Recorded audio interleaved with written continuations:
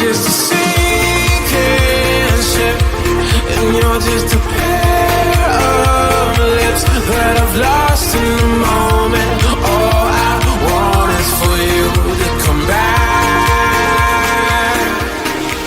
Now I'm caught in the middle of life, and I need you to.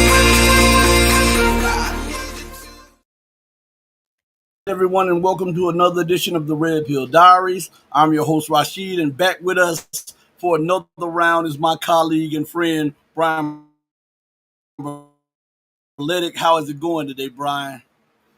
I'm doing well. Thank you so much for having me back. Did you hear me, Brian? Yes, Okay. yes. Okay, no I problem think at there's, all. I think Brian, there's some kind of let's jump right into it. Delay. Yeah, there was no maybe delay a right connection. before the show, right? Yes, I know. Every time. Yeah. You, Brian, let's jump right into it. I want to bring something up on the screen for you, because this seems to be making the rounds. And this is about Tulsi Gabbard and how she came out and said she's going to release overwhelming evidence against Obama coup plot against Trump.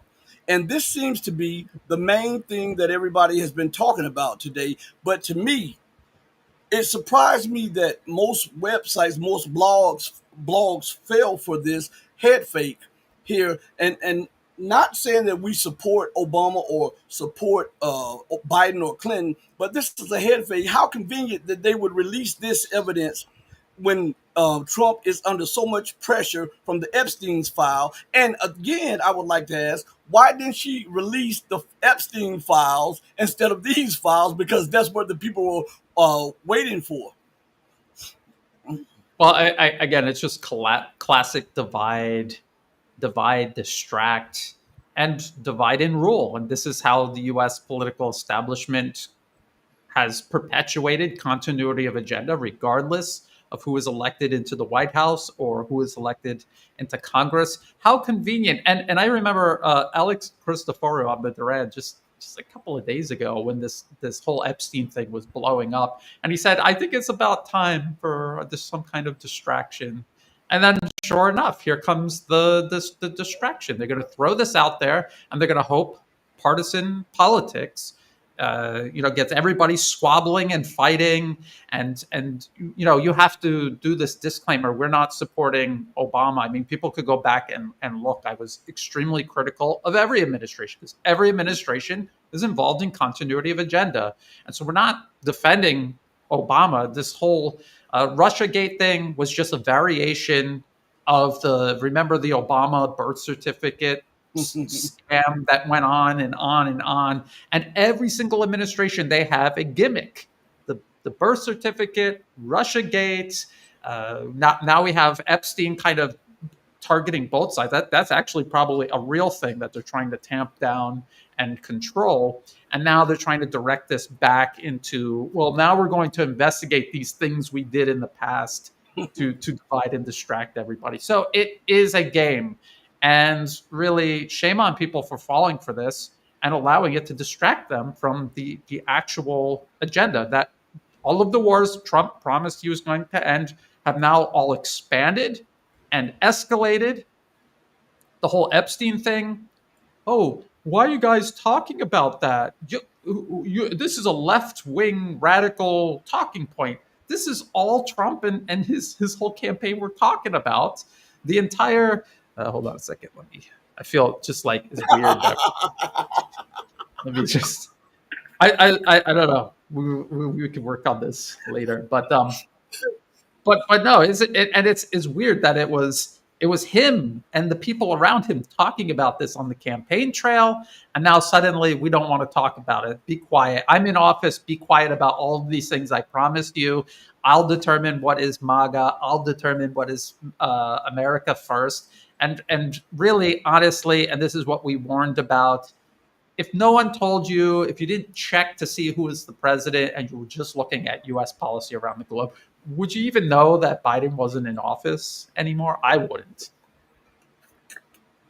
So what do you think is the main reason why a lot of the pundits picked up the head fake instead of seeing it for what it was? Because it's conveniently happening right at the time when massive pressure is mounting on Trump to release the files. And why didn't anybody ask Tulsi, where are you coming from? Because you were silent on the Iranian bombings, you were silent on the Epstein, and out of the blue, you want to come and speak on the files dropped on Obama and his administration. Exactly. Well, I forgot to say for Tulsi Gabbard, this is another. This is just another indicator of how deeply involved and on board she is with continuity of agenda. All of this anti-establishment, anti-deep state nonsense that was just like for Trump.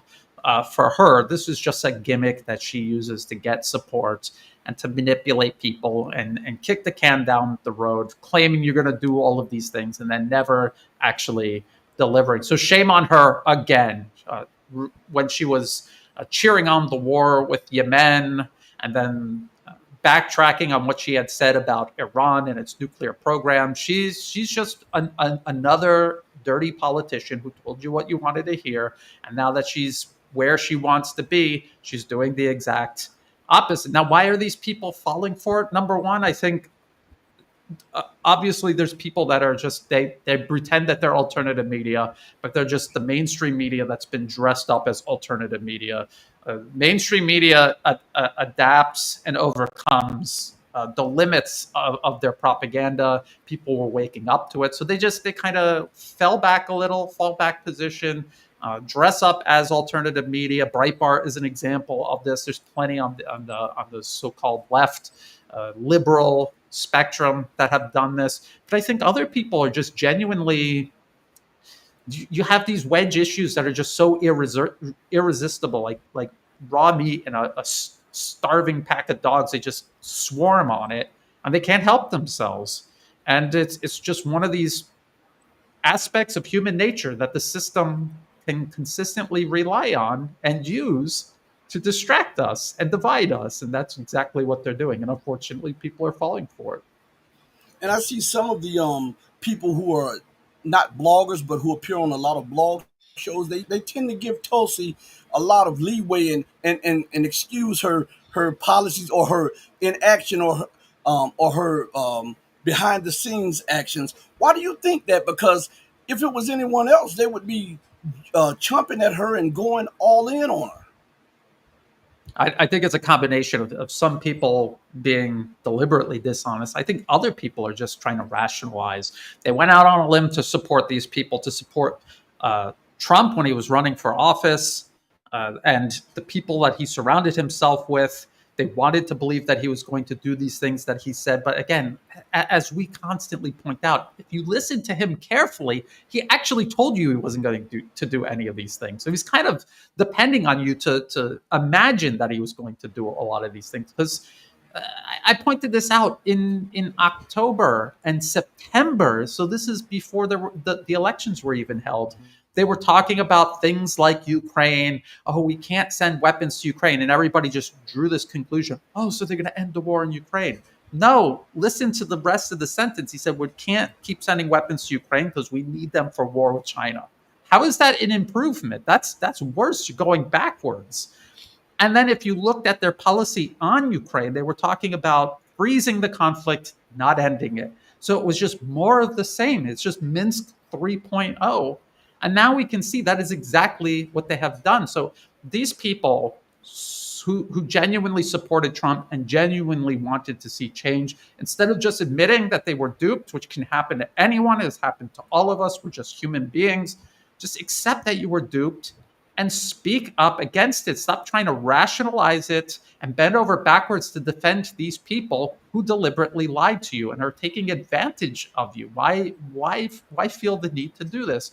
But again, it's another one of these aspects of human nature that they are well aware of and they exploit, and that is reliably, consistently delivers this type of result where they can do anything that they want, the exact opposite of what they promised, and people will still defend them. They take advantage of this. This is This is the true face of Western so-called democracy. It is not a system of self-governance. It is a system of control over the public. And speaking on Tulsi, she hadn't uttered a word about the slaughter that is going on in Gaza and in Palestine. She hadn't uttered a word about Israel taking Syrian territory and expanding the Greater Israel Project. But she seems to think that something in the past administration is more important than what's going on at this moment. Why aren't people putting their feet to the fire? Because Trump is not even speaking on this matter about the daily slaughter of 100 or more people in Gaza on a daily basis, and the destruction, the level of destruction, and then the expansion of Israel up into Syria near Damascus. Yeah, and not only that, the the president of Syria is literally Al Qaeda in Syria. He is the head of Al Qaeda in Syria. He was part of a U.S. listed terrorist organization that has now, under the Trump administration, been delisted, even as they themselves slaughtering ethnic and religious minorities all across Syria. Right now, they're doing that. And President Trump is shaking hands with him, and Tulsi Gabbard is silent on that as well. So, again, these were all people who played their role during the campaign. They told people what they wanted to hear. Americans, I think, are genuinely desperate for change. They want change. But again, they exploit these aspects of human nature where once people go out on a limb to support somebody, and they invest that time and that energy and they attach their identity to that person, it becomes almost impossible for them to go back and admit that this is not what I support. But that's what people should do. I wouldn't think I know people who, and we know who they are, people who were very vocal in support of Trump and his administration before the elections, immediately after the elections. But these people have sense, and this takes courage and integrity to do it. They admitted they were wrong. They admitted that President Trump has lied and deceived everybody, and now they are speaking up against it. And that is the most important thing for all of us to do. Stop putting our faith into people and parties. Put it solely into principles. And if someone is upholding those principles, you cheer them on. And when they're not, you condemn them. It's so simple. It's just make your life so much easier. Make it simple. Stop making it more complicated than it needs to be. And there's nothing wrong with you. You didn't do anything wrong wanting these people to do the things they said they were going to do. You did nothing wrong. They did. So don't feel like you have some sort of commitment to keep supporting them. I don't get it. And part of this rationalization and part of what Tulsi Gabbard and the Trump administration are trying to do is tap into the partisan politics where you kind of, and I know you've heard people say this a million times. Well, if it was Kamala, we would have, there'd be, this, that, we'd have war with Iran. Well, we have war with Iran. There would be on the verge of nuclear war. We're on the verge of nuclear war. The war in Ukraine would get worse. The war in Ukraine is now getting worse. But that's their go-to. This is what they're doing, and this is what this rollout of this Obama era investigation or whatever it is that they're doing. And it's a circus. Do you think they're actually going to hold any of these people accountable? No. I hope this fails. I hope people prove me wrong, and they prove that they're above this. They can see past this and stick to their principles. It seems like the Middle East right now is boiling over. We see Israel expanding. We see her committing genocide in Gaza and in the West Bank, and encroaching upon more and more land. We see Iran saying that America has to make some real deep decisions if they want to return back to the negotiating table on the nuclear agreement. While that is going on, America is pressing Armenia and she's pressing Azerbaijan on other fronts against Russia and Iran. Where do you think this will lead, Brian? Because it looks like, and as you and I always say, that when we look at the situation, we can't look at each event isolated. All of it is interconnected to imperial exceptionalism and hegemony. So, what do you think this is leading? And do you think that if America continues in Armenia and Azerbaijan, will Russia react militarily? And also, let me qualify that with this statement. Earlier today, I read that Azerbaijan was moving troops to the little corridor near Armenia and Iran that separates it from the isolated enclave of Azerbaijan. Where do you think all of this is leading? Well, you bring up a very good point, and that's all of these conflicts are connected. It's all part of one giant geopolitical objective the U.S. is pursuing. That is primacy over all peer and near peer adversaries. There's a massive, continuous campaign across multiple domains. It is not just military or economic or political. It goes across all domains. It is a multi-domain warfare strategy, and it's not just things that we think of when we think about war. It's everything from combat and every aspect of economics to society, culture, everything that makes up a nation state. The US has built methods up to attack, undermine, and politically capture them. And that is what they are doing to Russia, to Iran, to China. They are encircling them by moving into these countries along their periphery, destabilizing them, overthrowing them, capturing them, transforming them either into a failed state or into instability that Russia is forced to deal with, or transforming them into a battering ram aimed directly at Russia, which is what they did to Georgia from 2003 to 2008, and what they've done with Ukraine from 2014, continuing until now. And what we're watching with Armenia and Azerbaijan, this is one of the areas that they were talking about in that 2019 Rand Corporation paper, extending Russia, so that they're not just putting pressure on Russia in Ukraine. People say Russia won the conflict in Ukraine. Why are we so worried about this? Because actually they haven't, not yet. I mean, they will have won when they have won, and you will know it. What they're doing is being tied up in Ukraine, and they are putting all of their resources into Ukraine. And as the US builds up pressure elsewhere, it forces Russia to make difficult decisions. What are we going to invest in? How much can we invest in it? And what are we going to have to cut loose? Because we have no possible way to do all of these things at one time. Syria collapsing late last year was a result of this. And now with Armenia and Azerbaijan, they're trying to do that. They're also putting pressure on the Baltics. They're putting pressure on Russia by targeting its fleet of ships moving Russian hydrocarbons around the globe.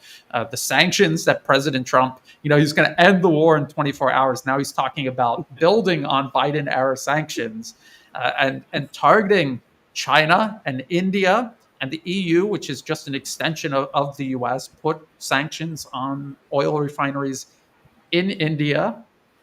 So this is a full court press.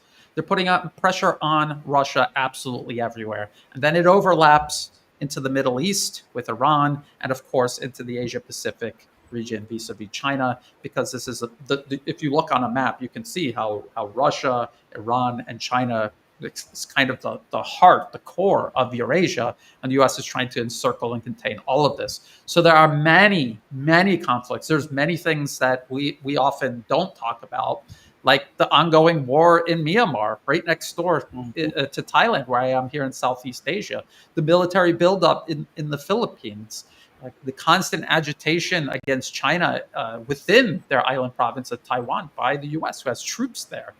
So all of these things are meant to put maximum pressure on all three of these countries, everyone in between, and keep them tied down in their respective regions of the globe, and then defeat them in detail. That's this phrase that I keep using: strategic sequencing, division of labor.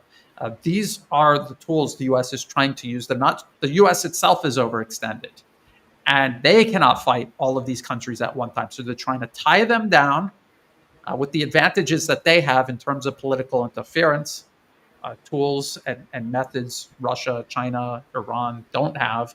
And they're trying to defeat each one in detail. So that's what we're watching. And when they get stuck in one area, they go to another area, and then they'll try to go back to another area. That's why you will see some, they're like, well, there's a ceasefire. Trump had a ceasefire with Iran.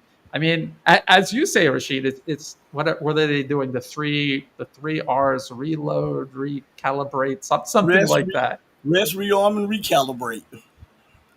Exactly. So it's, and you have to constantly zoom out and look at all of this as one objective that the U.S. is pursuing, and you have to understand how all of these parts operate together. It's a lot. It's a lot to keep an eye on. It's a lot to wrap your mind around. But once you do, you can't unsee it, and you can see when they make an announcement, you can see almost instantly how it fits into the big picture. And it seems like they have real designs on Iran. Remember the now China ships stuff through Iran now by train.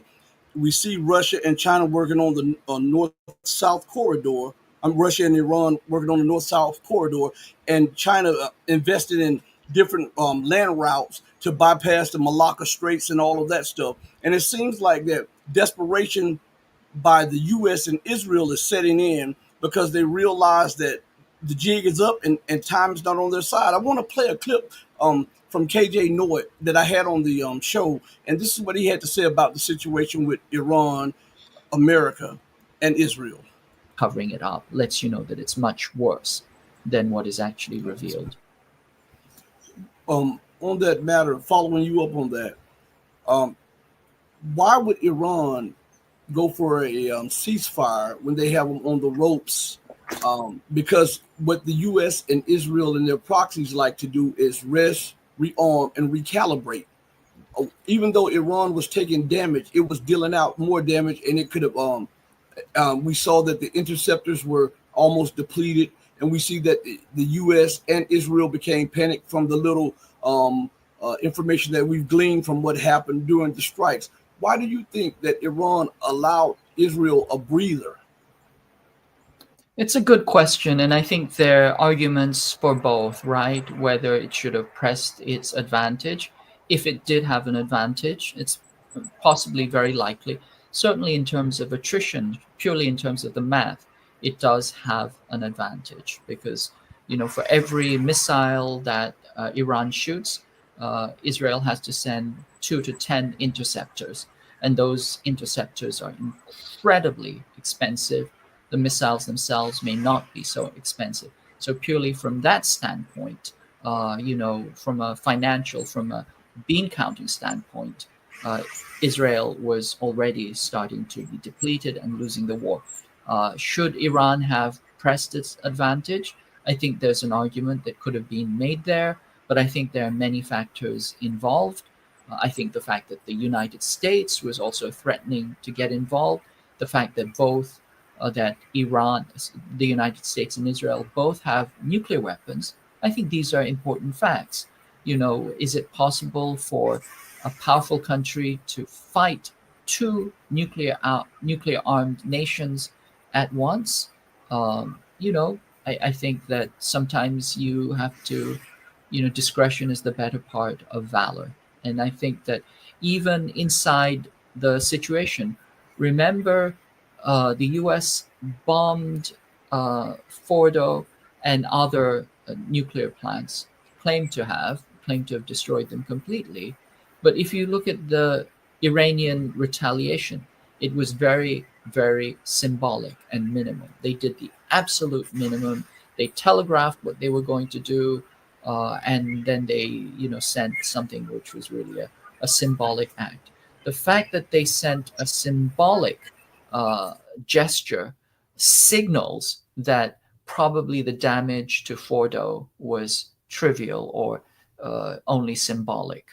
Even the U.S. intelligence are saying that it's only put it back a few months, if even that. So I think that the damage of the U.S. attack was insignificant, and therefore Iran felt comfortable making a symbolic gesture back, simply a shot over the bow, not a complete all-out war. And having sent that message, it's looking to see if the ceasefire will hold, because let's get back to it. Ultimately, Iran does not want war with the United States, does not want war with Israel. It simply wants to develop peacefully. It has not been an aggressive nation. It fights when it is attacked, but it is not, a country that has gone abroad, seeking domination and mayhem, as at least for several centuries, as has the Imperial West. So we'll have to see. We'll have to see if the ceasefire holds. I think there's a lot of concern that it could just be a ploy, and that's also very likely. But even so, I think that time is on Iran's side, not on Israel or the United States. So with that said, before you give me your thoughts on it, everybody hit the like button, and if you like the content, please subscribe. It doesn't cost you anything. Hey Brian, what is your take on what KJ Noyce said about the situation with the ceasefire in Iran and the Middle East? KJ does excellent analysis. I agree with almost everything he says on every Mhm. topic. And I agree with him on this. And I think another aspect is I think a lot of people vastly overestimate the strength of, say, Russia, China, and Iran, and they vastly underestimate the danger the US and its proxies still pose to the world.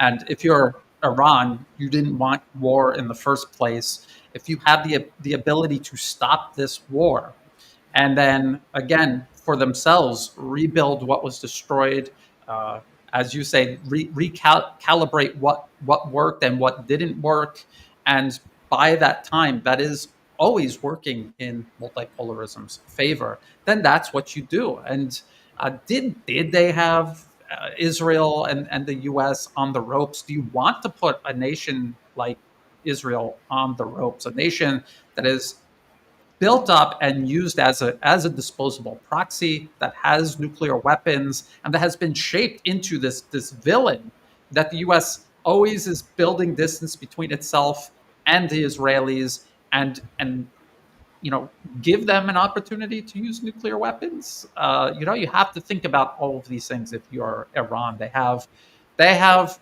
access to information about their own strength and weaknesses, about what Israel can and cannot do. They're looking at all of these factors together when they make these decisions. So it wasn't just, oh, we think the US will be friends with us. No, I don't think they believe that at all. I think they're just, just like Russia with the Minsk agreements. I don't think that they were tricked into the Minsk agreements. I think they needed time, and they thought that, hey, if we pause this, time's going to work in our favor. Our military will be stronger come 2022 when we launch the special military operation than if we launched it 2014, 2015. They just weren't there. It takes years and years and years to develop the different type of military capabilities we now take for granted that Russia demonstrates on and over the battlefield.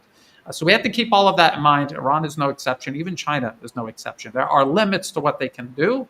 And while the US, we talk about American limits all the time, there are still things that the US does very well that makes it persistently dangerous.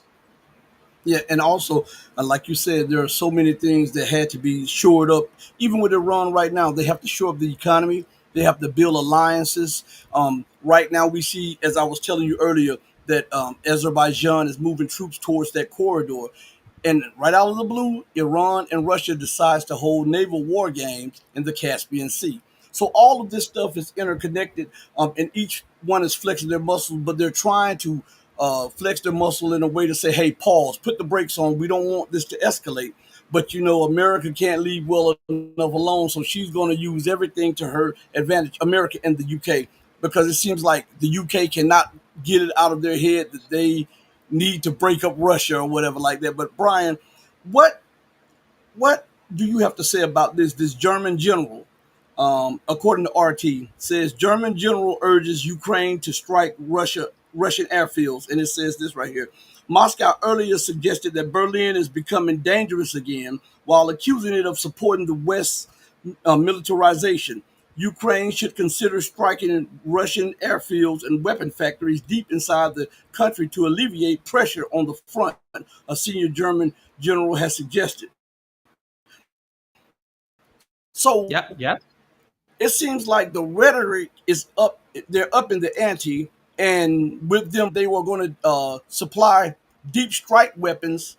After hearing that Vladimir Putin already stated that if this was done, he would take that as an attack by not only Ukraine but Germany also, and they would strike German territory. So, are they playing chicken with Russia and trying to cower Russia so that they can get some more advantages against Russia? Yes, absolutely, and not only that, because and people don't seem to they don't seem to understand this. Ukraine is a U.S. proxy, and it has been politically captured. The military is run by U.S. generals, not Ukrainian generals. Its intelligence agency is completely controlled by the U.S. Central Intelligence Agency. The U.S. media admits this, and the government was politically captured in 2014. There is no sovereign government of Ukraine. It is not a sovereign nation state. It is now an extension of U.S. foreign policy in Eastern Europe. It was fashioned and weaponized and pointed at Russia, and they deliberately provoked this war, knowing that it's going to destroy Ukraine. People seem to wrap their minds around that, but what they can't wrap their minds around is the fact that the U.S. has also politically captured all of Europe. The European Union is a layer of bureaucracy that's been laid over the individual nation states that make up the European Union, and it smothers their ability to make independent decisions about their foreign policy or even their domestic policy. And so Germany is going to do whatever the U.S. tells them to do. We all saw at 2014, before all of this started, all of the close cooperation between Germany and Russia and how beneficial it was for both of them, and especially Germany. And since the U.S. has pushed them over the edge here, they have been going from one self-destructive policy to the next, cutting off hydrocarbons from Russia. Look at what that's doing to their industry. And now ramping up rhetoric and escalating with Russia. The US doesn't care if Russia starts firing missiles at Germany. If Russia ends up at war with Germany as well as Ukraine and maybe the Baltic states and maybe some other nations, all the better. That's all part of extending Russia further and further and further. So they don't care. They don't care what happens to Europe. I hear a lot of people saying, why would Europe go along with this? Because they're politically captured. The governments in power across Europe answer to Washington, not to Europe's best interest. That is why they consistently pick self-destructive policies. And so I want to get into a little bit about Germany and these missiles. We've been hearing about Germany investing in Ukrainian, domestically produced Ukrainian missiles. This is absolute nonsense. If the West cannot even expand their existing missile factories, how are they building or expanding missile factories inside of Ukraine when they're being constantly struck by Russian drones and missiles? So that's not happening. So what is Germany really doing? Germany is taking German missiles and they're sending them, they're laundering them through this supposed investment and domestically produced scheme so that they can distance themselves from responsibility for these missiles ending up in Ukraine. And then when Ukraine uses them to carry out these deep strikes, Germany and the US is telling them to carry out. Not just telling them to carry out, but will enable. We have to remember, no matter what missiles are actually produced and arrive in Ukraine under this deal, the intelligence used to put them on target and destroy targets in Russia, that will be done by the United States and its intelligence, surveillance, reconnaissance. So we always have to keep that in mind. And that is what's going on. It's a very unpleasant analogy, but it's apt. It's a giant wood chipper. The proxy war is a wood chipper. The U.S. is feeding Ukraine into the wood chipper. Almost all of it has gone through, and now they've got the European states all next in line, eagerly waiting to jump in head first. So this is what's going on. That's what's going on with Germany.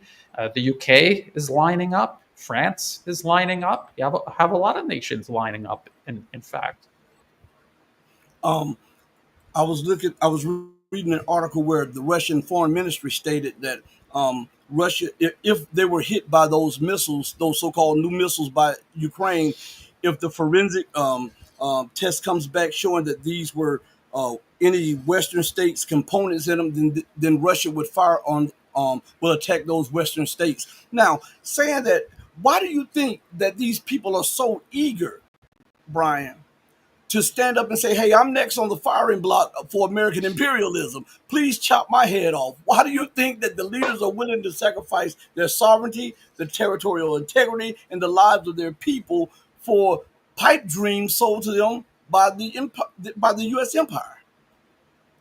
Well, a lot of these people don't identify as, the leaders of their own country. They identify as high-level servants of U.S. empire, and they feel no matter what is done to the countries they're pretending to be in charge of, because they're not in charge of anything.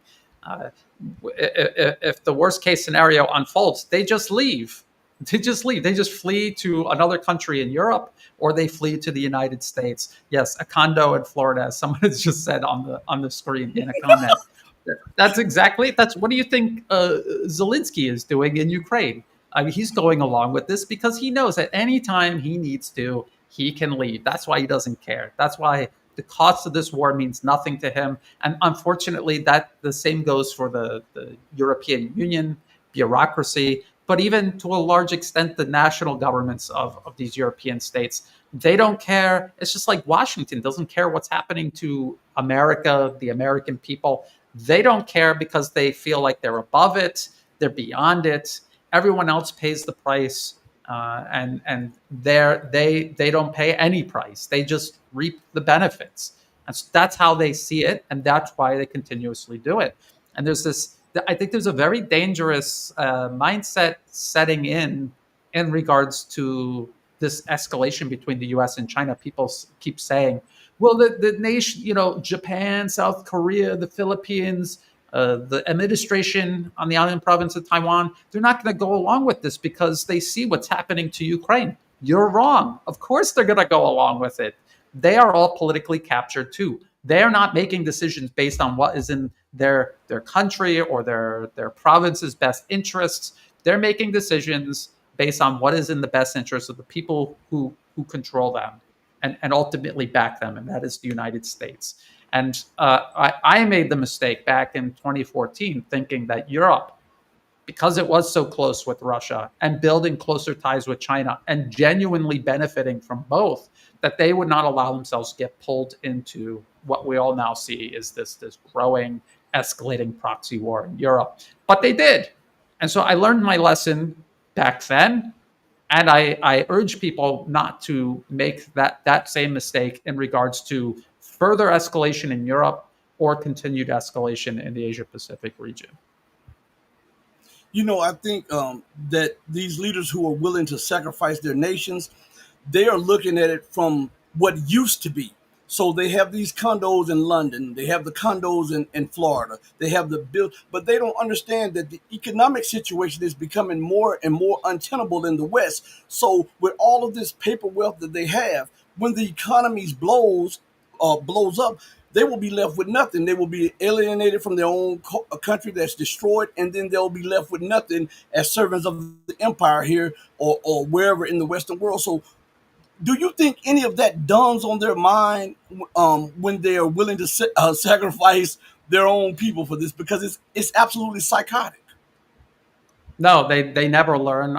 You almost swear, surely they're not this dumb. Surely they just saw what happened to Libya, Syria, what happened in Iraq, what's happening to the Kurds constantly being set up by the U.S. and then butchered and slaughtered by U.S. allies over and over and over. This has happened to the Kurds dozens of times just in the last 10 years. They never learned. There's a constant line of people ready to take their place. Same with the Philippines, same with Japan, same with Korea. They just keep getting in line. There's more people just eager. I see it here in Thailand, the US backed opposition here. No matter how many of them end up in jail and their life is ruined because they took US money and they betrayed their country, you have a whole new generation of people waiting to take their place because the allure. You have to understand the people that the U.S. targets are people who are vastly insecure. They have massive starving egos, and just their natural talent is so meager in terms of feeding that ego. When the U.S. offers to feed it for them, it just becomes an instant addiction, and they can see nothing else except what they imagine in their mind is this trajectory toward greatness. And when they're being used, and they will be disposed. And again, it's sad to see it repeat itself over and over again throughout the course of U.S. hegemony over the planet. But this is something that is played out over and over and over again all throughout human history in terms of empire. I remember reading historical accounts written by Romans back in those times, writing about how they would take young people from tribes they were trying to subjugate, bring them to Rome, educate them, basically brainwash them, get them to dress and act like Romans, and send them back to their tribe. And all of these things they thought represented civilization and that they attached their ego to were actually the chains of their enslavement. They just couldn't see it. And this is a trick the US is still using to this very day. Yeah, it's just amazing. I wanna play something for you, Brian. This is a short clip of President Trump, and it shows me, to me, it shows me the desperation and the fear that he sees with more nations looking at BRICS and looking at the BRICS architecture, because now he's threatening more and more, and he's acting as if BRICS is a non-influencer of regional and global politics. So it showed to me that's an act of fear. So I want you to just listen to him. How about BRICS? You know, the BRIC states, there are like 6 of them, and they were trying to destroy our dollar. They were going to say, they wanted to create a new currency. They probably wanted to use the yuan, China. They wanted to use the yuan. And Biden said, well, this is a tough situation. There's not much we can do about that. We can't help that. I said, oh, we can help it. So when I came in, the first thing I said is any BRIC state that even mentions the destruction of the dollar will be charged a 150% tariff, and we don't want your goods. We don't want to partake. And the BRIC states just broke up. I don't know what the hell happened to them. We haven't heard from the BRIC states lately. But he said that wasn't much we could do about it. There was a lot. It took once, and literally, they said, sir, what about the BRIC states? They're going to take over the dollar, the sanctity of the dollar. They're going to create a new currency to rule the world. I said, no, they're not. They said, yes, they are, sir. They said it. I said, no, they're not. Tell them 150% tariff, plus we're not going to do business with them. So, Brian, what is your take on that? This bravado and this man just pulling facts out of the air, his own facts, that does not line up with reality. What's this? What do you have to say on that? I actually I didn't see or hear the clip. I'm not sure if maybe people in the comment section, did you see the clip that was just playing? I wasn't able to see or hear it. I just saw us looking at the screen. Okay. Well, it played, and it was maybe let's try it again, and we'll see. We'll try it one more time to see if you can hear it. If you hear it, Brian, when I start playing, just put your thumb up. People say they saw the clip. I think I'm familiar. Okay, they saw it, so I don't want to make you replay it again. Okay. I'm familiar with. I didn't see it myself, but I've heard people talking about it. You just have to ask yourself, what is he spending his time and his energy talking about? BRICS. So if it's meaningless, it has no influence, it's done, it has unraveled. Why are you talking about it? Do you still talk about the Prussian Empire? No, because that really has no influence. So why are you actually talking about BRICS? And so, this is what U.S. policy is entirely arrayed against: multipolarism, and BRICS is a central pillar of multipolarism. So this is everything the U.S. is doing is in reaction to BRICS. So if BRICS was meaningless, why would the U.S. have mobilized all of its resources conducting these multi-domain operations against it? So that all in and of itself is the best argument against it. President Trump talking about it in the first place is its own argument against what he's actually trying to claim. And this is a response off of RT, and it says Trump issues new threat to BRICS. Russia has said the group is not a rival to the U.S., but attempts to intimidate it won't be tolerated. President Donald Trump has claimed that BRICS is fading out fast, while warning that any attempts by the group to challenge the U.S. dollar will be met with a harsh economic backlash. Speaking at the White House on Friday, Trump denounced what he calls BRICS' attempt to weaken the dollar. They wanted to try and take over the dollar, the dominance of the dollar. And I said, anybody that is in the BRICS consortium of nations, we're going to tariff you 10%. Now, wouldn't he be better served if he would have focused on U.S. policy and Fed policy, which is destroying the dollar's standing, and America's foreign policy, which is undermining its standing, instead of focusing on what BRICS are doing? They're always pointing the finger of everybody else. And my mom always said, when you point the finger like this, there are 3 or 4 pointing back at you.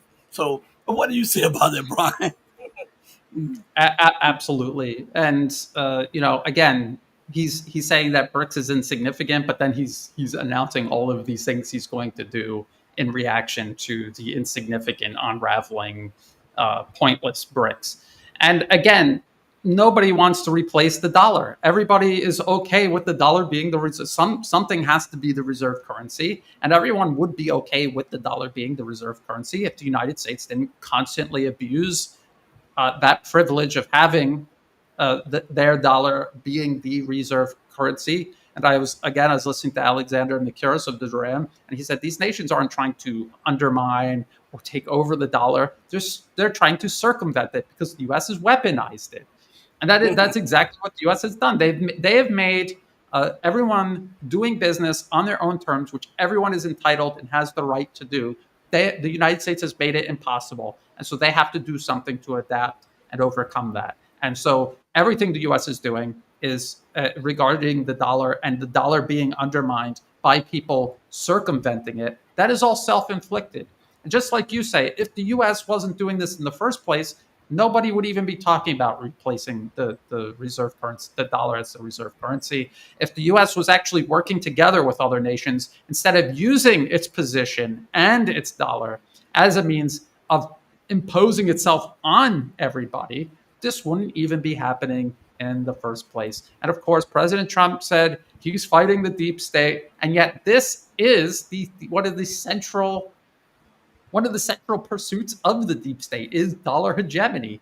So I hope at this point nobody is still falling for this. I really hope I hope they don't think President Trump is playing 10D chess. So maybe Biden was playing 10D chess against the deep state, because when you see literally everything they do is in service of the deep state.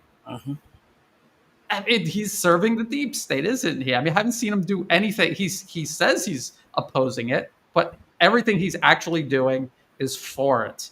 And I heard somebody saying that President Trump, with the 50-day deadline for Russia to come to a ceasefire in Ukraine, they were saying he's buying time.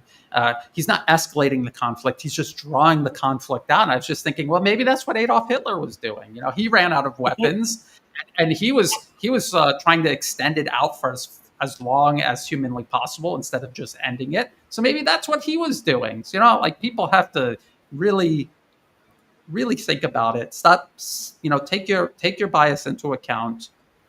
If you went out on a limb to support Trump, take that into account, and instead of making excuses for him. He has openly revealed that this is continuity of agenda. He duped everyone again, because he did this during his first administration, and it's only going to get worse, because the U.S. position, like you say, Rashid, they're out of time. They're becoming desperate.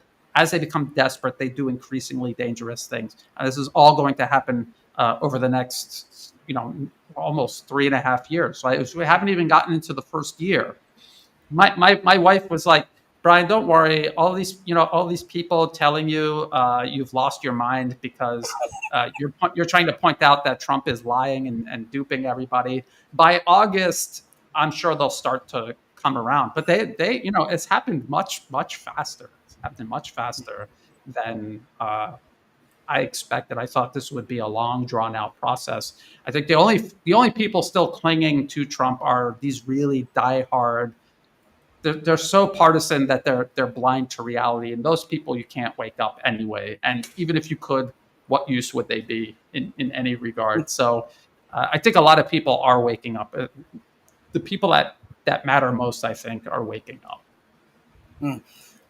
it's amazing that you spoke on the deep state. You and I often talk about how all of these are tools of the deep state. Before I play a clip that speaks directly to that matter, could it also be that Trump is mad that nations that are doing trade or circumventing the dollar are now reestablishing their economic and political sovereignty? Because as long as you accept the dollar as your trade vehicle, the United States has some kind of say in it.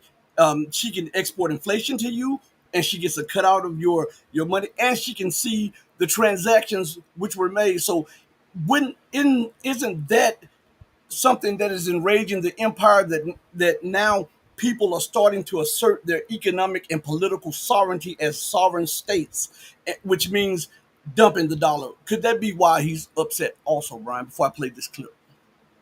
Yes, absolutely. That is the whole point of all of this. They want control over other nations, and as nations create alternatives to the system they created and control and locked everyone into, once nations start going outside of that, I mean, it's like, the barn doors open and the horses are running out. You're not getting them back in.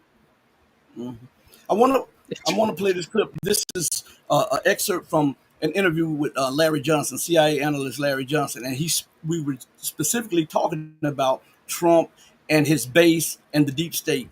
And just pay attention and give me your thoughts on this afterwards. On.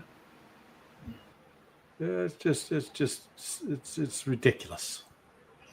Larry, I was looking at it, the interview. I mean, the little talks we had about a month ago, roughly a month ago. And I asked you that question directly. Do you believe that we're headed to war in the Middle East? And you said yes. And I asked you the question, how long? And you said, well, I don't know. And I'm paraphrasing. You said, but if they continue to head this way, we're looking at the next couple of weeks to a couple of months. And look where we are right now. Hell, I'm a good analyst. Yeah. So, yeah, that's one boy. God, I wish I was wrong. I wish you were sitting here dancing on my head saying, man, you are stupid. You made this prediction and you were so off base. But unfortunately, and again, I think I don't think Donald Trump can help himself now. The ego is too caught up. Because, what alarms me is, if you listen to on Saturday after he talked to Vladimir Putin, he was like, oh yeah, Putin and I, boy, we're tight friends. He wished me happy birthday, and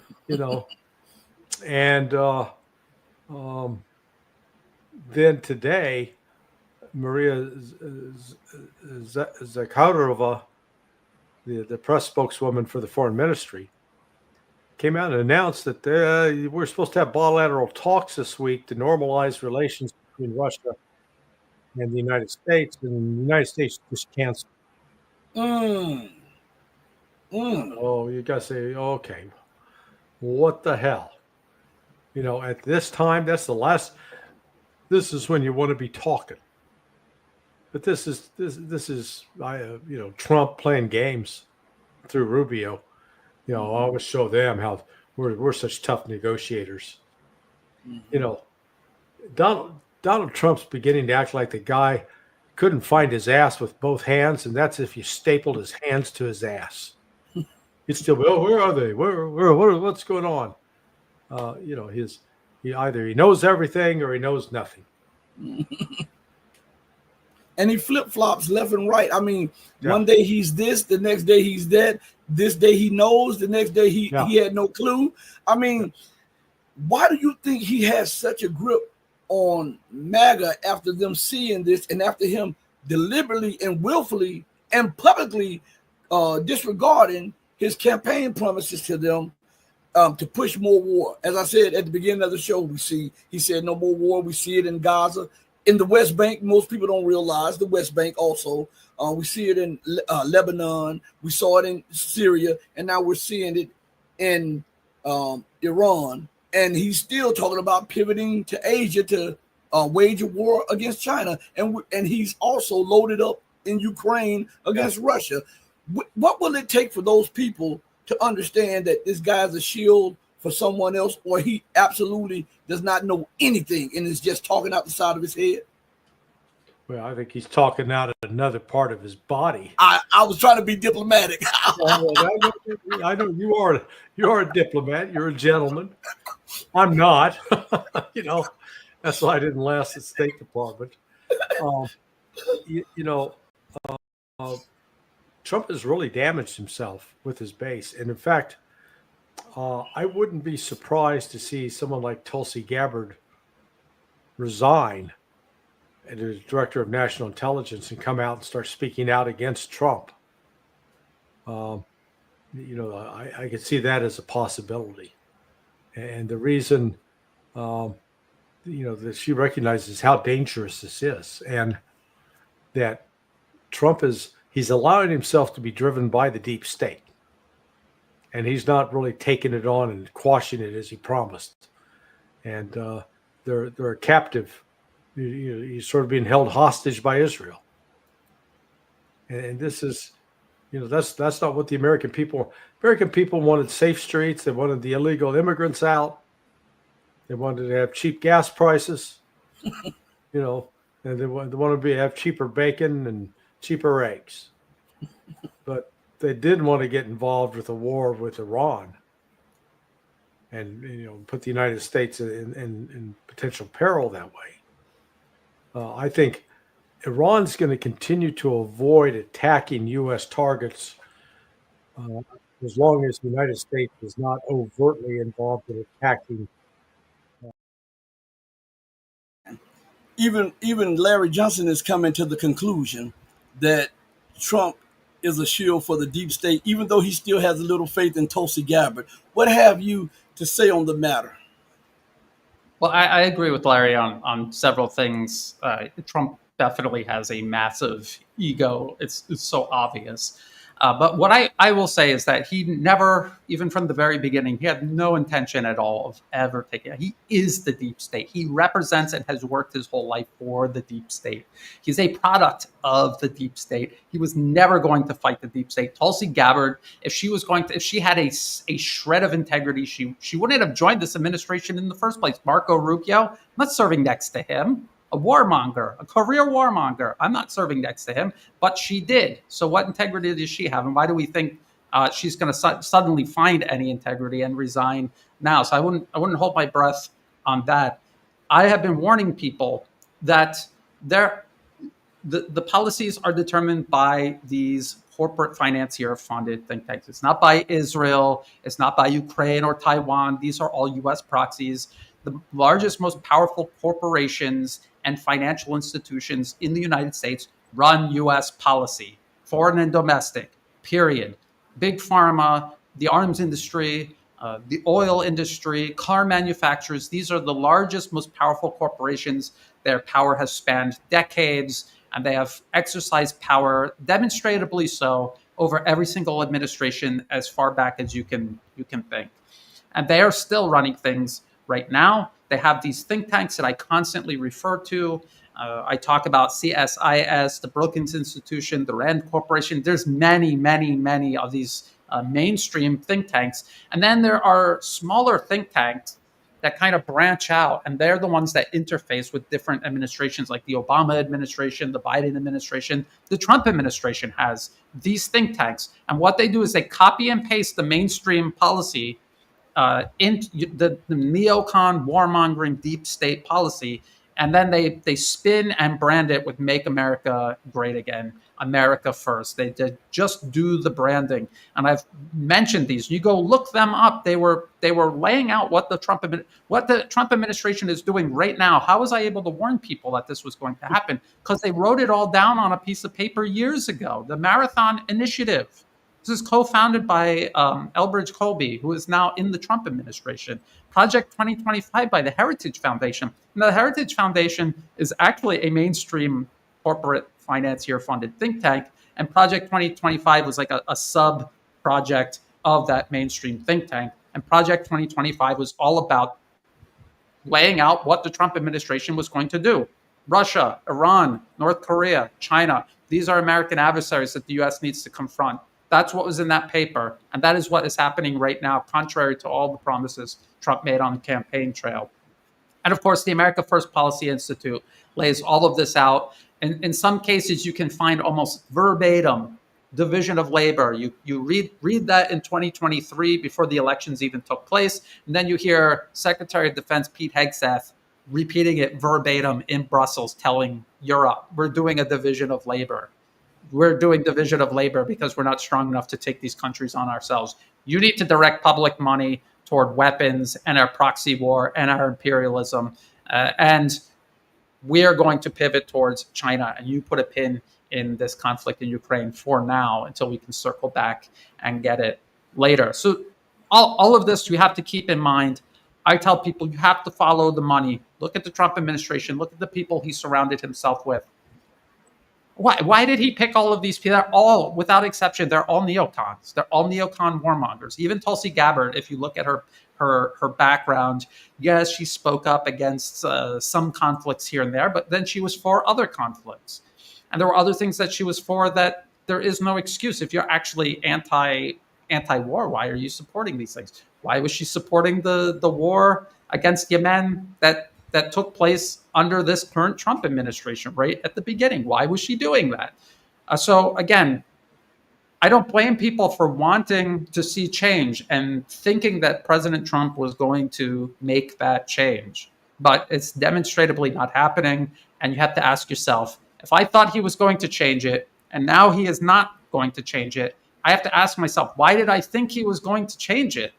And what do I need to change about my approach toward analysis so that I don't do that again? And I've made these mistakes in the past, and then I reevaluate how I look at things and how I understand things so that it doesn't happen again. That's what we all, as analysts, we need to do. So, Brian, let's transition for a minute to the Ukrainian-Russian conflict. What is going on there? And we continue to see Russia advancing on all fronts. We see daily and nightly strikes from both sides using drones. How are things turning out? Well, if you look at the line of contact, especially around Pokrovsk, and if you look at the Western media, they admit this city is going to fall. It's almost imminent. It's going to happen. There's nothing that can be done. It's inevitable. And they're talking about Russian forces, again, all of their advantages in terms of manpower, artillery, missiles, drones. They're talking about they're hitting Ukraine with 500 Garan drones every day. Eventually it'll be I saw an article that said they think it'll be 2,000 drones per attack eventually. And this is what we were saying for 3 years. Russia is mobilizing its military industrial base, and the West cannot. And why can't the West do this? Because in Russia, state-owned enterprises are churning out whatever the state tells them to, whether it's profitable or not. And in the United States, these corporations run the government rather than the government running the corporation. Well, it should be a state-owned enterprise because it's a matter of national security. But it's backwards. So you have a system that is working backwards, and you're going to get backwards results. And so, at least in this case, they're not able to keep up. You're right. There are drone strikes taking place on both sides. Russia has a huge air defense network. They're producing huge amounts of air defense missiles. And so they're able to intercept these strikes when they take place. Ukraine cannot, because the U.S. makes maybe 600 Patriot missile interceptors every year, and they need to send them to everyone around the world, not just Ukraine.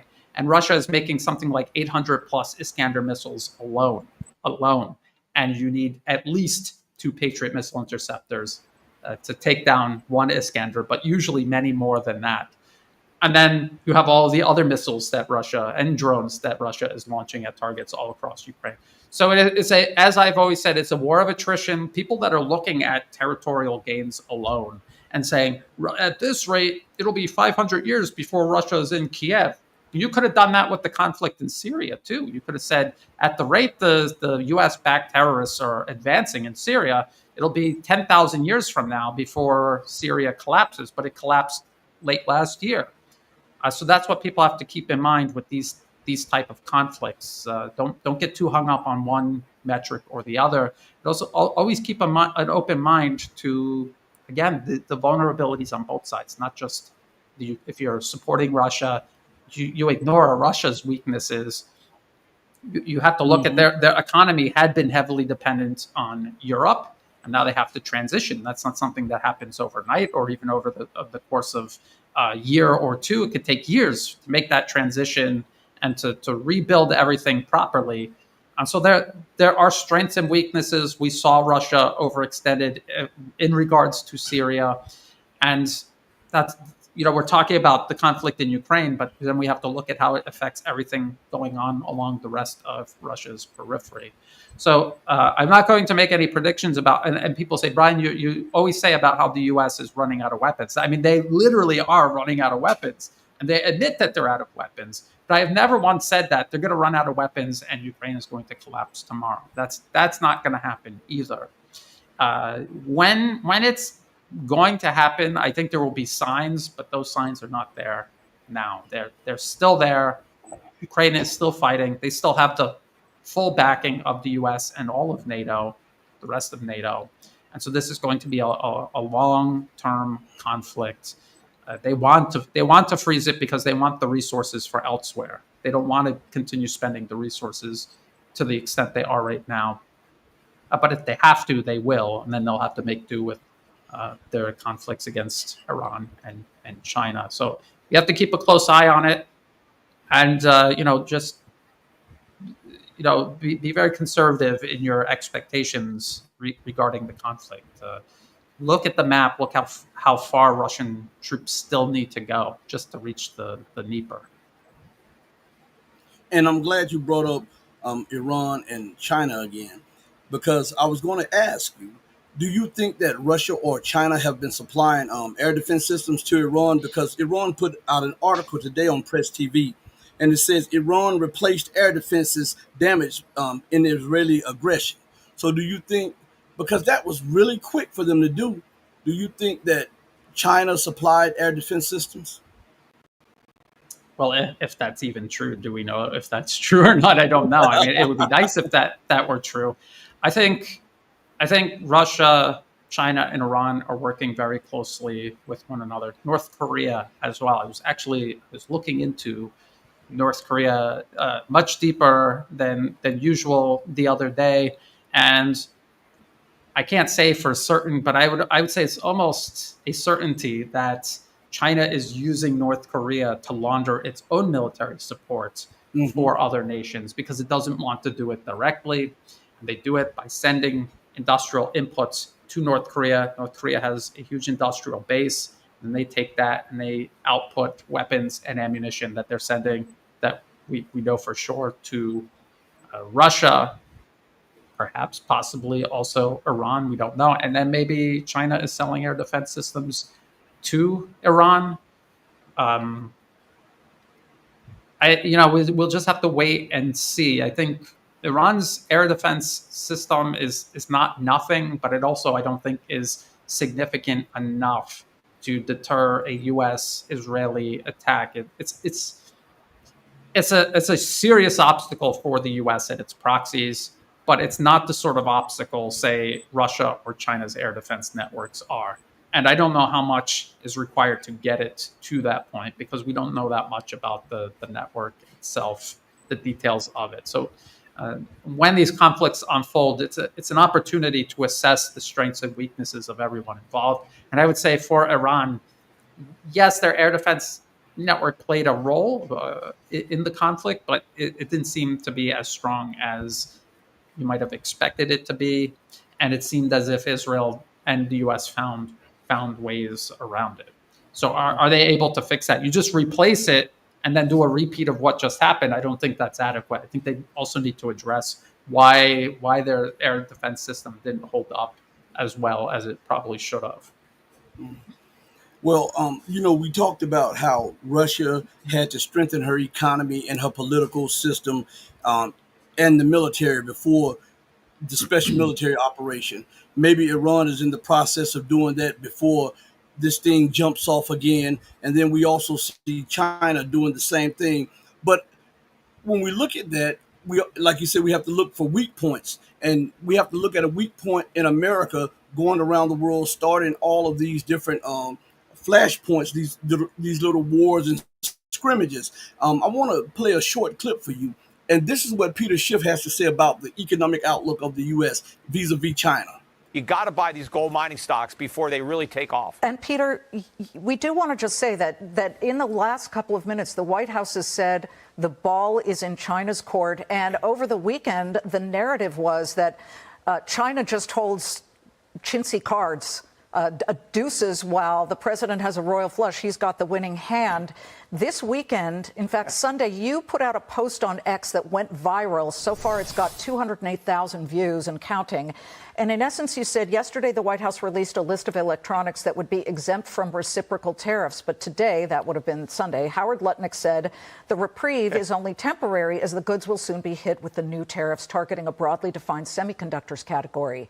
Insane! Exclamation point. The White House says this is all by design. From an investor standpoint, how do you view the shape-shifting tariffs?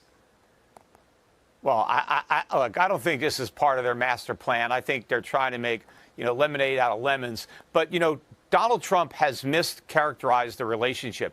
China has the stronger hand, not the United States. China is the surplus nation. They have all the factories. They have the supply chains and the infrastructure, and they have the savings. They have all the things that we depend on and that we need. So China doesn't need us. They can consume what they produce. They can trade what they produce with other nations that have things that they want. So China has the stronger hand, not the U.S., and they are going to be moving money out of U.S. dollars, out of U.S. treasuries. They're buying more gold. They're buying euros. They're buying pounds. They're buying German and European sovereign debt as opposed to the U.S. sovereign debt. We are in a lot of trouble as a nation because our deficit chickens are coming home to roost, and our years of living beyond our means are coming to an end because the world made that possible. The world lived beneath its means to subsidize the United States. Could that be why the U.S. is running roughshod across the globe? Because the time is limited. She understands that there's a time bomb ticking, and it's ticking down very quickly towards explosion economically. And without the U.S. dollar as the world reserve currency, it deprives the vampire of its life's blood. Someone in the comment section said China makes the card. They're talking about who's holding the stronger hand. I mean, China is making the cards. They make everything. And that's absolutely true. They make everything. What do they need the U.S. for? What do they actually need the U.S. for? And the few areas of technology where the U.S. had some sort of leverage, China just said, well, we have over 1 billion people, and we're investing in research, development, infrastructure, industry. We'll do it ourselves. And when we finally do catch up, you won't even have that as leverage over us. And they've done this consistently from one industry to the other. And now they have, this is, as President Xi Jinping said, their economy isn't a pond that you can throw a big rock into and disrupt the entire thing. It is an ocean. You throw the rock in, no one's even going to notice. And this is what I think this is what Peter Schiff was trying to say. And this is what I think the U.S. administration is starting to find out now. You're talking about the U.S. running roughshod over everyone. Well, this is something the U.S. does excel at. They're not going to reindustrialize. There's no way for the United States to catch up with China in terms of industry. What they're going to do is just burn everything down. So he said that China can do business with others, and the U.S. knows that. So what are they going to do? All of these other people that China is doing business with, it'll work its way into and disrupt, destabilize, and collapse them. And that is what they are trying to do. They're trying to do it everywhere. They're doing it here in Southeast Asia. They have their troops in Japan and South Korea. They have said that if there was any sort of reunification with Taiwan and the rest of China, they would bomb Taiwan and destroy everything on it to deny what is there to the rest of China. I mean, that's the mindset that they're in. They're in a slash and burn mindset. They can't win, so they're going to tip the game board over. Except we're all sitting on the game game board with our lives, our families, our friends, our communities, our homes, and we're going to topple with it. So those are the stakes. That is where we are, and those are the stakes, and this is what the U.S. is doing. Amanovich Nas says at Red Pill Diaries, if U.S. put tariffs on in third country against Russia, U.S. and EU, even Turkey, still buying from Russia. Also, China and the U.S. still didn't finish the deal with the U.S. Your comment. Maybe you want to comment first, Brian.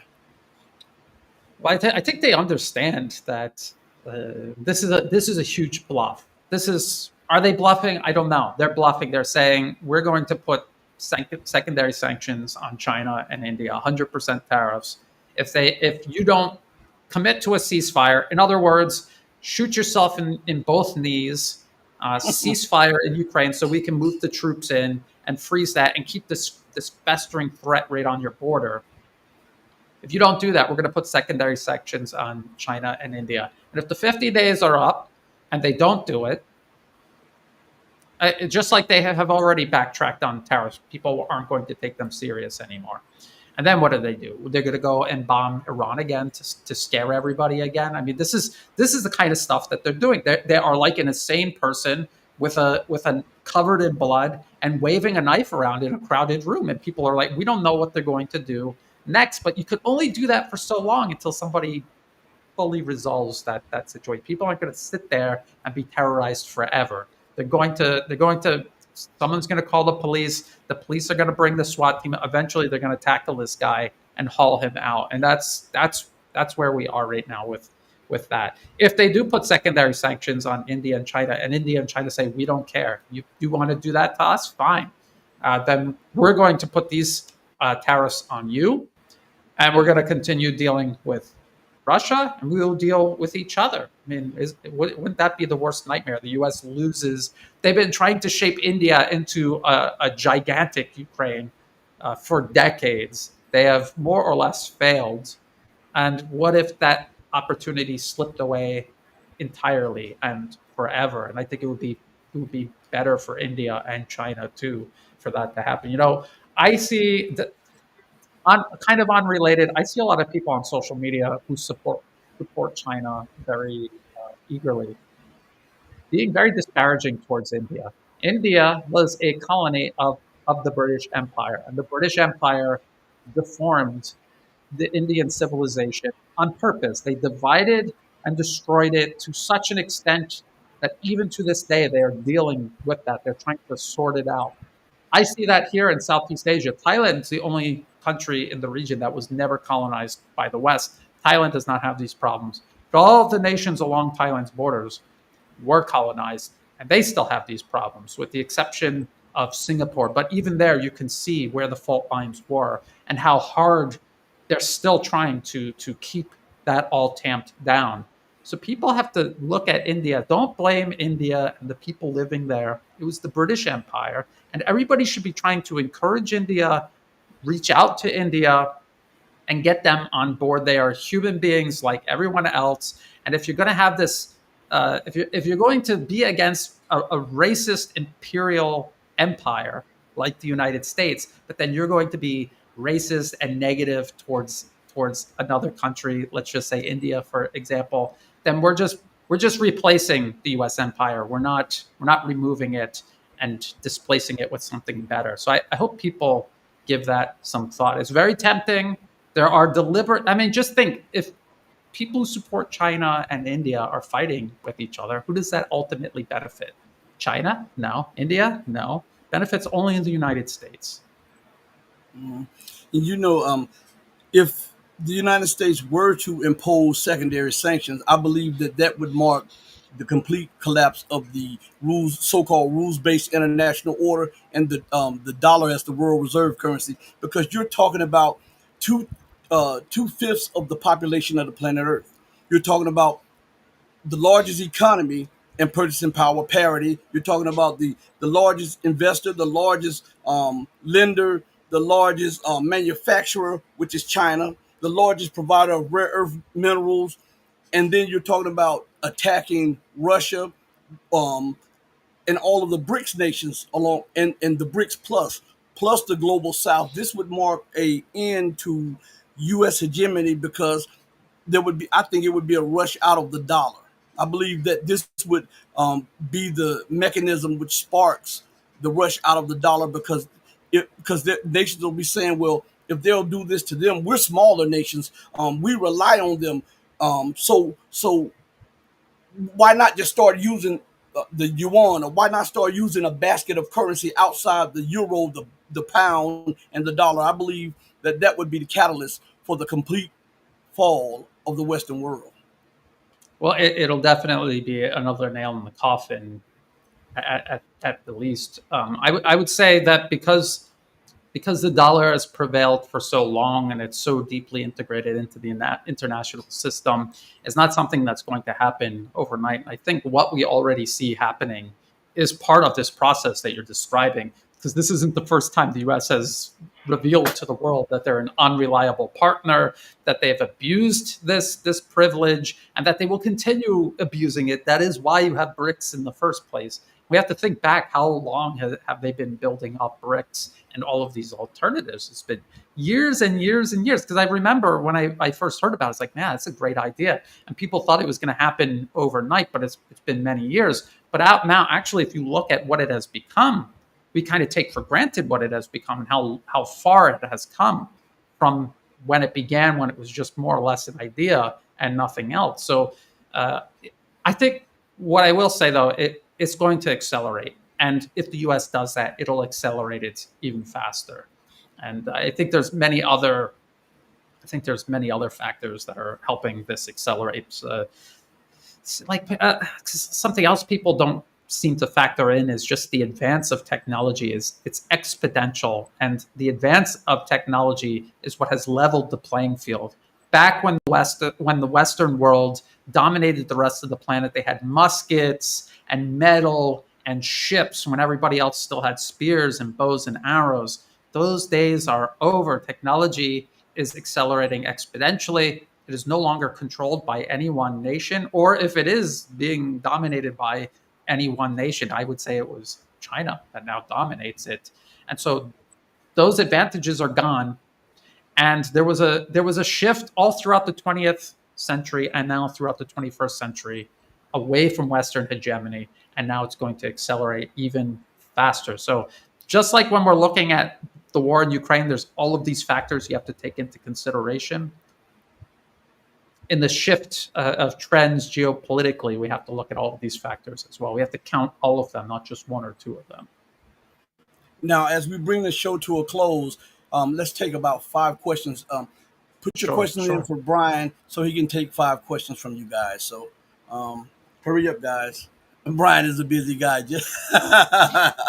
I'm not in a rush. If I'm doing an interview, I make sure I have ample time. I don't like to rush it. I like to talk, especially with the audience, and if this is the reason we do this, is to help improve understanding. So I'm more than happy to do it. So everybody, put your questions in the chat real quick, and Brian will get to them. Let's see.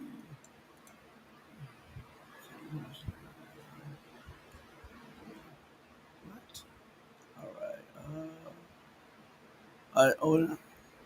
Come on, everybody, put your questions in. Brian, while they're formulating a question, let me ask you: do you think that the Indian-Chinese rapprochement will be successful? Because as you talked about, India is that shaky leg on BRICS because it wants to play both sides to the middle, and this is why they're having so many problems, because they won't commit to either side fully. So, it's huge. So what is yeah? So what is your thoughts on that? Because Russia has been watching India after being a loyal supplier of weapons and a friend to India, and it seems like China has become Russia's number one friend and partner in the middle of this special military operation. So what do you think? What do you think India can do to position itself better and stop playing both sides out off the middle? Well, people have to realize that India is a massive country. It has over 1 billion people as its population as well. And there are so many different groups and factions, ethnicities, religions. And again, when you add in the fact that what the British Empire did to divide and destroy and mix everything up on purpose, and how they still invest in doing that to this day. So there are people in India who are very rational, who want to work with China, who obviously want to maintain their relationship with Russia, and who understand what the US is doing and why. It's hard to explain to people who have never met someone who has been mentally colonized by the West. I can't explain it to you. You have to meet and talk to these people. You can't reason with them. You can't explain anything to them. Facts don't matter to them. They are in such a subservient mindset that nothing ever gets through. It's very similar to a cult. And they will just do whatever the West tells them to do. We were just talking about this earlier, Rashid, about Europe. Why is Europe burning their continent to the ground on purpose, eagerly? Why are they doing that? And you have people in India that are doing that. You have people in Pakistan that are doing that. People in Myanmar, they're literally doing it with U.S. backing and weapons. And there's people here in Thailand that have been targeted and colonized. When the nation itself was colonized for so long, it becomes so much more extreme. The Philippines is another example where just so many people are just so mindlessly subservient to the West, no matter how badly abused and exploited they are. Even to this day, they continue. So China and India do a huge amount of trade. I would say that India's economy will not survive without trade with China. And that's something that's only going to increase and improve over time. The governments talk to each other. It's not as if they're not talking to each other. I think it will improve over time. I think India has too many factions. Again, they have Western style democracy. What is the point of that system? It's not so that the people in India can control the public in India. It's so that the West can exercise control and influence and coerce the public and the political system in India. So until they work through these problems, it's going to be rocky. But I think the vector sum is going to be a closer relationship with China. I don't think they quite have the degree of control over India that they do, say, Europe or maybe Japan and South Korea. Grizzly says, how do you think that digital currencies are going to affect all of this? Digital currencies are a tool, and it's only as good or as bad as the hands that it's in. I think China will roll it out, and they will make their financial system more efficient. The West will roll it out, and it will become more abusive and exploitative. And we're just going to have to adapt and overcome the abuses as they avail themselves, just as we've had to adapt and overcome the way the West has abused, say, information technology or telecommunications. All right. Disco says, anyone else notice the latest talking point that Israel is trying to save Syria from the terrorists that they put in there themselves? This is a great question or point. What is Israel doing? Israel was literally giving these terrorists ambulance rides. They harbored them along their border all throughout the U.S.-backed regime change war against Syria. And now they're bombing them. What could possibly be going on? I'll tell you what's going on.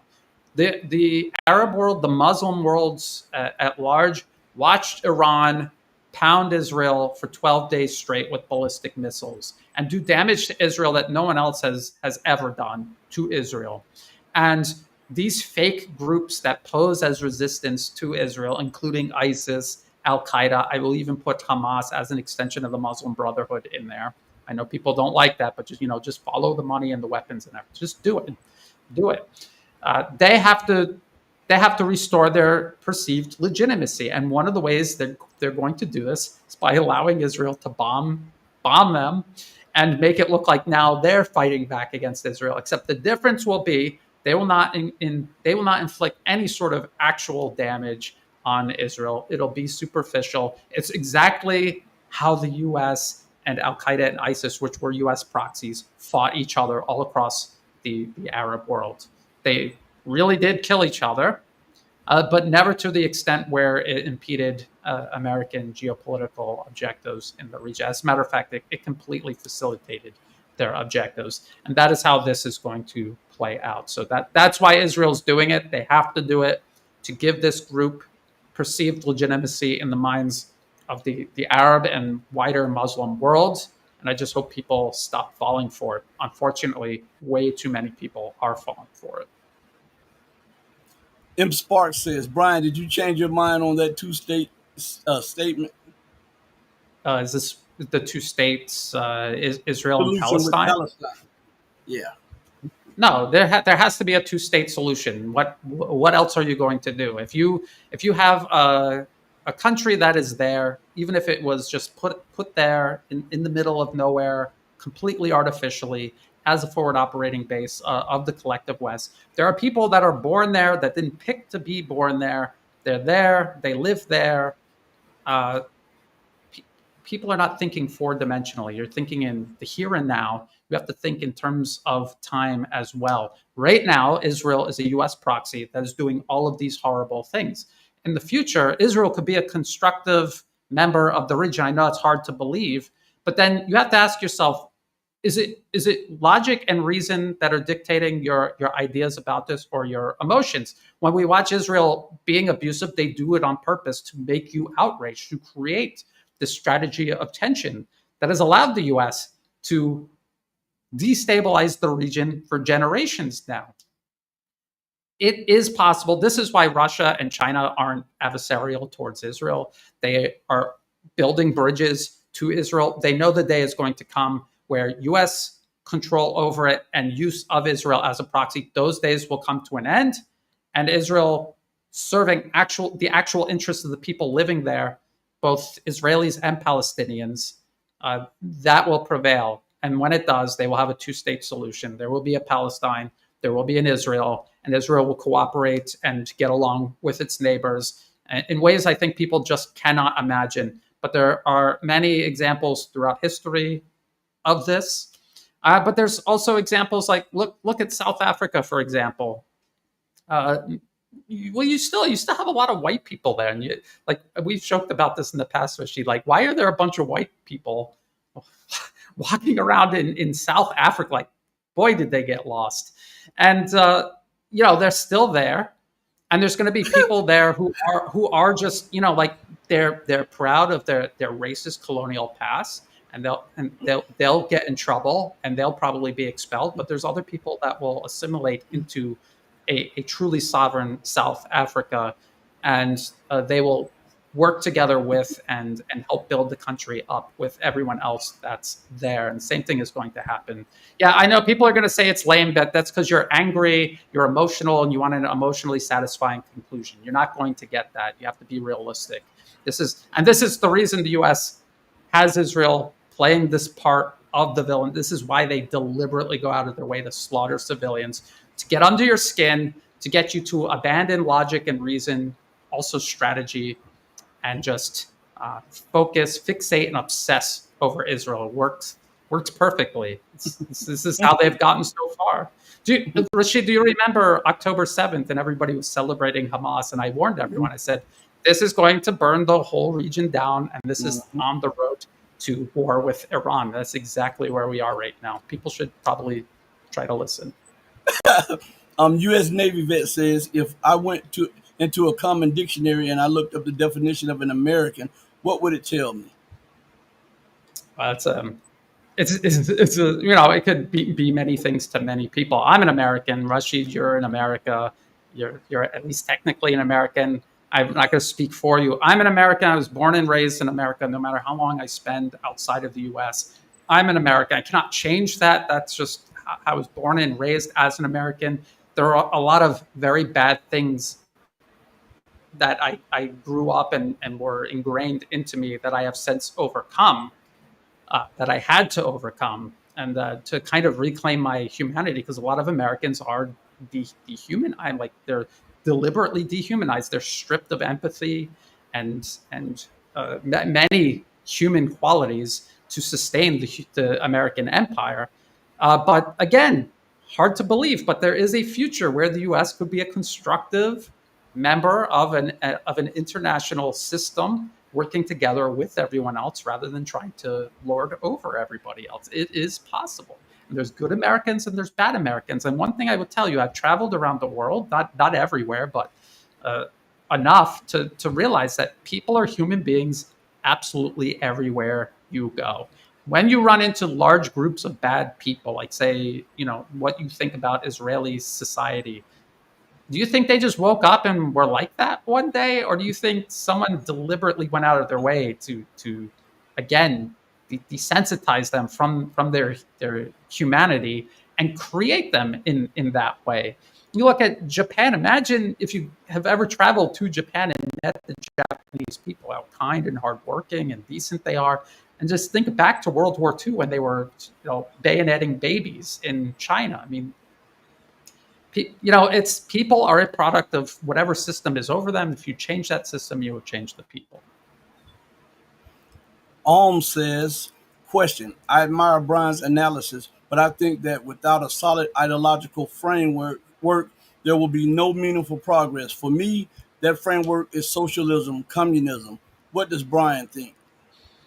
I think the key to good analysis is to have no ideology. If you have an ideology, you're going to put that first, and you're going to try to build everything else around it. And that's why people always draw bad conclusions, because they're not starting from zero. If you're doing real analysis, you have to start from zero, and you have to build up your understanding of it from zero. If you have some sort of ideological framework, you're building everything onto that. And what if your and ideology itself, I think something like communism or socialism, these are tools. I don't think they should be ideologies. I mean, maybe if you mean we should be decent to one another, we should make sure every human being has food, has shelter, is taken care of. I mean, maybe if you mean it in that sense, but I think that's just being a decent human being. There's many, ideologies and religions that preach that. I think practicing it is important. But to me, communism, socialism, these are tools. Free market capitalism, that is a tool. You do not transform it into an ideology and then try to do everything with that ideology. It's like building a house. You don't just take a hammer and build the whole house with the hammer. You need a whole variety of tools to do it. And you wouldn't say, I'm a hammerist. No, you're a carpenter or you're a construction worker, and you use a whole variety of tools. And look at China. It's like, it says it is a communist country, but they have free markets. They use capitalism and many aspects of capitalism, but they also use communism, socialism as different tools to regulate and balance everything. At the end of the day, it really isn't about your ideology. It's about what is it that you're trying to do? Are you trying to build a country for everybody else, or are you just trying to take everything for yourself?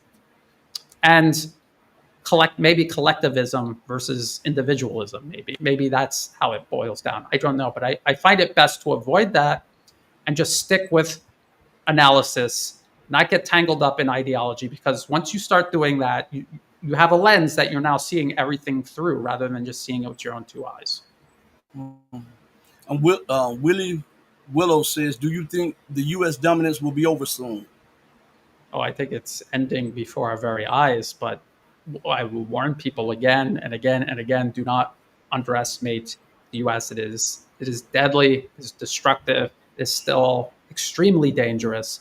And I think that it's not that the U.S. is so powerful. I think it's that so many people are still asleep to the danger the U.S. poses. If you were to, say, talk to the Thai military right now, they have a very powerful, well-equipped military. They're working very closely with China right now, replacing all of their old U.S. weapons with Chinese weapons. They're getting new things like drones, kamikaze drones.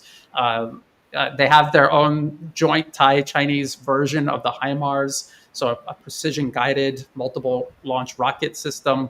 Very impressive, but they are not looking at multi-domain warfare as the U.S. practices it. And in many ways, if you look around Thailand, the country is completely undefended against U.S. multi-domain warfare, and the U.S. uses that to their advantage. If nations built up a multi-domain defense against U.S. multi-domain warfare, the U.S. would not be nearly as successful as it is right now. So It's in decline because enough nations are pushing back against it at the moment. Could it shift? I don't know. The more nations that understand the full spectrum threat the US poses, the more nations that adopt the full spectrum defense against it, the quicker and more thoroughly US dominance will be resolved. Popcorn, you said you put a question in earlier, but you have to understand that this thing scrolls down fast, especially when you have a few hundred people in the chat or whatever. So I can't scroll back up through all those comments to find it. I'm sorry. Unless But it's a super chat, because then it'll be on a special list. Right, yeah. If it's a Trying to super help you chat, we out. can do that because it'll stand out. It'll stand out. Everybody, listen. We'll bring the show to a close. I want to thank Brian for coming on, and as always, Brian kills it. I'm with you guys in the chat. Brian kills it. Brian, I heard you say something earlier when you brought up something about Alexander Mercouris. I actually think Alexander Mercouris and Alex Cristofaro do an excellent job. And I really, really think that the people who are listening, if you don't know about them, if you haven't gone visited their websites, please do so because they do an excellent job. You might want to say something before we go off the air. Well, no, just thank you so much, Rashid, for having me on. It's always an honor and a pleasure. And thank you, everybody who tuned in. And please, if in terms of multipolarism, there's all kinds of ways we can support multipolarism by paying into alternatives to the U.S. system. And one of those alternatives is alternative media. So if you like Rashid's content, he did not tell me to say this, please think about supporting it because it takes time and energy to do this. I'm lucky enough to have an audience that has supported me over the years, enables me to do this full time. And the more support you put into the alternative media, the more influence it'll have over the mainstream media. The more artificial and strained the support for mainstream media will be, the more people turn to the alternative media and support it. So again, thank you, Rashid, and thank you for everyone who tuned in. Thank you. I see a super chat, but I can't get to it. I'm trying to highlight it, but I cannot get to it.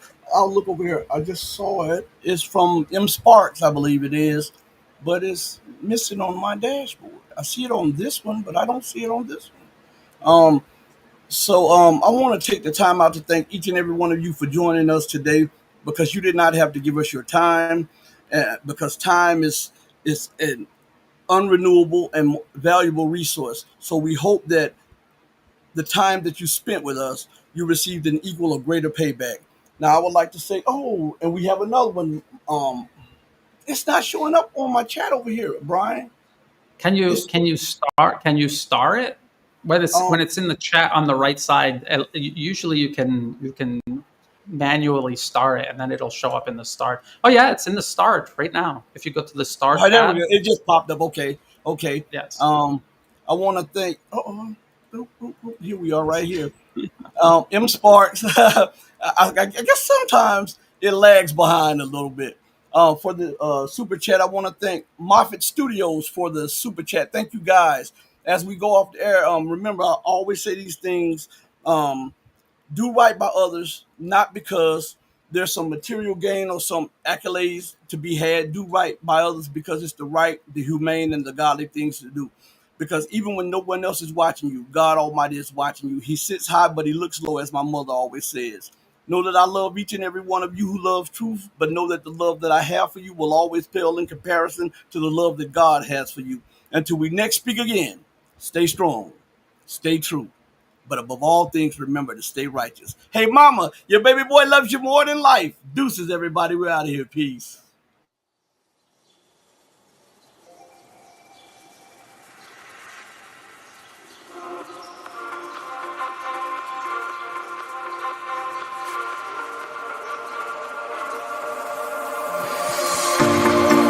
Told you to walk away.